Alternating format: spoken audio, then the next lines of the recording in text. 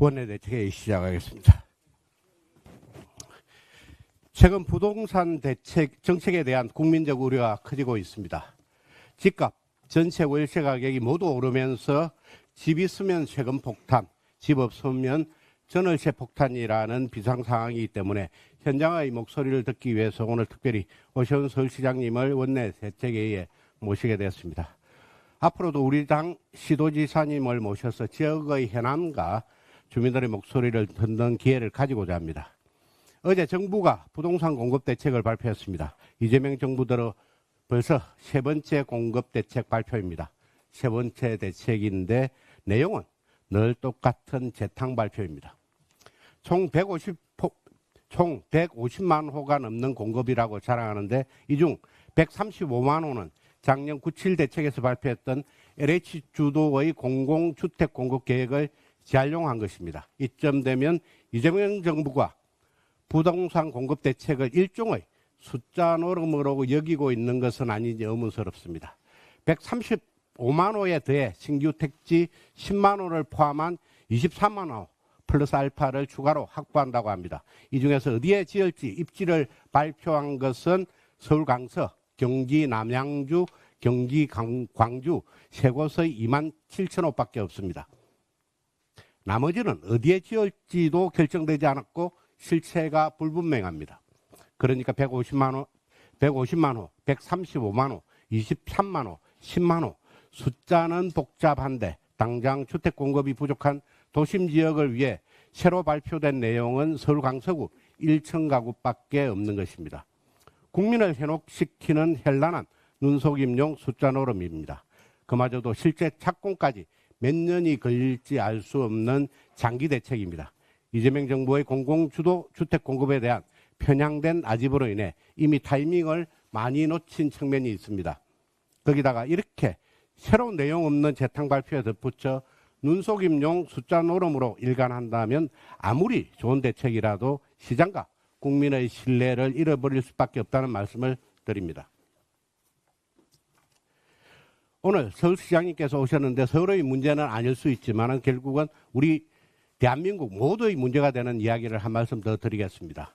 사실 오늘 우리가 논의하는 것은 부동산 가격 폭등 문제는 당장 서울과 수도권 주민들께서 체감하는 문제입니다. 그런데 지금 지방을 가보면 수도권과는 전혀 다른 문제를 겪고 있습니다. 수도권이 공급 부족과 트리플 집값 폭등으로 몸살을 앓고 있다면 지방은 어디 가든 미분양입니다. 악성 미분양 문제로 인한 건설경기 침체가 대단히 심각한 상황입니다. 국토부의 6월 주택 통계에 따르면 전국 미분양 주택 6만 7천여 가구 가운데 지방의 물량이 4만 8천여 가구입니다. 무려 72.2%를 차지합니다. 경북의 경우에는 미분양 주택이 5,284가구로 한 달 전보다 무려 23.5% 증가했다고 합니다. 대단히 심각한 상황입니다. 수도권은 과밀화가 문제라면 지방은 공동화가 문제입니다. 근본적으로 이것은 수도권 지방 양극화라는 하나의 원인을 가지고 있습니다. 따라서 근본적으로는 수도권 집중 해소와 지역 균형 발전을 추구해야 하고 우선 부동산 정책은 수도권과 지방에 대한 유연화된 접근이 필요합니다. 그런데 이재명 정부가 지금까지 내놓은 부동산 대책에는 수도권만 있고 지방은 전혀 존재하지 않습니다. 어제 발표된 부동산 대책에도 지방의 미분양 해소나 지방건설업체 유동성과 관련된 정책은 전무합니다. 무엇보다 정부가 지금처럼 징벌적 규제로 일관한다면 수도권과 지방의 부동산 양극화는 해결할 수 없습니다. 과거 문재인 정부 시기 과도한 다주택자 규제가 수도권 중심의 똘똘한 한치 현상을 야기했고 그 결과 수도권과 지방의 부동산 양극화를 심화시켰습니다.